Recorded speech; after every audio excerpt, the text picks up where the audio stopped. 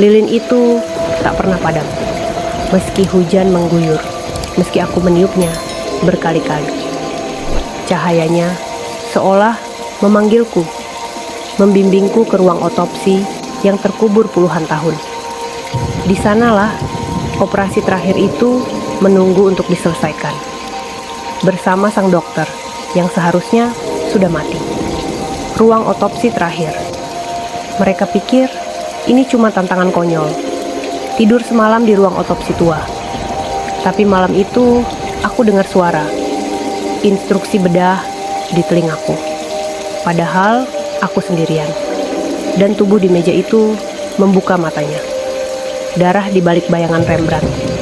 Kilatan strobo adalah jendela waktu. Setiap kilatan memunculkan bayangan baru, bukan bayangan modelku, tapi seseorang lain yang tersenyum dari dalam kegelapan. Lorong panjang tanpa ujung. Lorong itu tak pernah ada sebelumnya. Tapi langkah kakiku terus masuk. Lampu menyala satu persatu dan padam di belakangku. Lalu aku sadar ada langkah lain yang mengikuti. Suara dari bawah meja mayat. 3 ketukan dari bawah meja mayat. Kupikir hanya tikus, tapi rekaman CCTV menunjukkan sesuatu merangkak keluar. Dan sekarang tak ada yang tahu kemana ia pergi. Lampu berkedip. Sebelum mati, setiap lampu menyala, aku melihatnya. Siluet itu menggantung di ujung lorong. Ketika lampu padam, dia sudah berdiri di belakangku. Anatomi dari sebuah teror. Jurnal tua itu membuka hal yang seharusnya dilupakan. Panduan untuk membedah yang masih hidup. Kini, aku tak tahu apakah aku sedang bermimpi atau membedah diriku sendiri. Bayangan yang tak tercatat di film. Aku merekam semuanya. Tapi aku tidak ada dalam video. Yang terekam hanyalah diriku sedang diawasi oleh makhluk dengan wajahku sendiri. Kubur di dalam ruang bedah. Retakan kecil di dinding ruang bedah. Dari sana, tangan-tangan mulai mencakar keluar.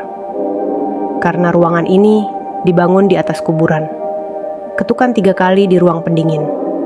Setiap malam 3 ketukan dari dalam laci jenazah. Tapi saat kubuka, kosong. Hingga malam itu, tubuh tak dikenal sudah menungguku di dalam. Sisa-sisa yang masih bernafas. Paru-paru itu bergerak, seolah masih bernapas. Lalu organ lain ikut bergerak, dan perlahan membentuk wajah manusia. Lantai dingin yang menelan langkah. Lantai itu berembun, dingin seperti bernapas. Lalu aku menginjaknya, dan perlahan aku mulai tenggelam. Ditelan sesuatu di bawah sana, hantu yang memegang pisau bedah. Pisau bedah itu selalu berpindah tempat.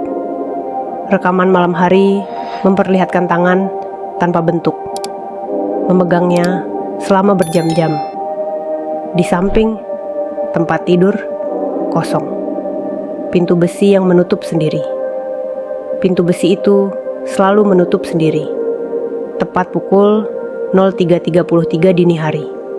Tak ada angin, tak ada orang.